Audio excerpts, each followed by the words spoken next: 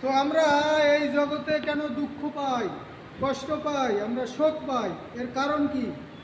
তো শাস্ত্রে বলা হয়েছে, কৃষ্ণ ভুলি যেই জীব অনাদি বহির্মুখ, অতএব মায়া তারে দেয় সংসারে দুঃখ।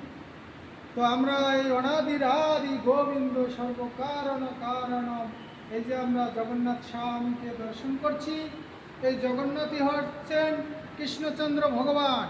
ওনাকে আমরা অনাদিকাল ধরে ভুলে রয়েছি, যার ফলে আমরা এই জগতে অনেক দুঃখ কষ্ট শোক পাচ্ছি।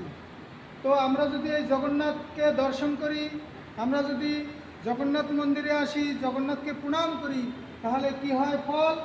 আমাদের যে কোটি কোটি জন্মের পুঞ্জিত পাপ রয়েছে, সেই পাপ বিনষ্ট হয়।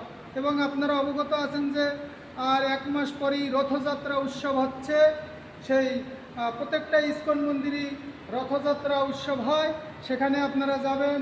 যে আমরা এই জগন্নাথকে যারা দর্শন করতে আসতে পারি না, আমাদের সুযোগ হয় না, সেই জন্য সেই জগন্নাথ কৃপা করে, তিনি রাজপথে সমস্ত ভক্তদের কৃপা করার জন্য তিনি সেই বেরিয়ে যায়।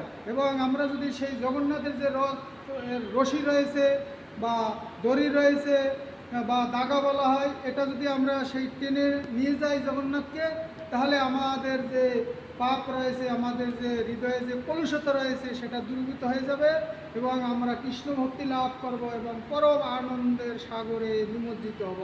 হরে কৃষ্ণ।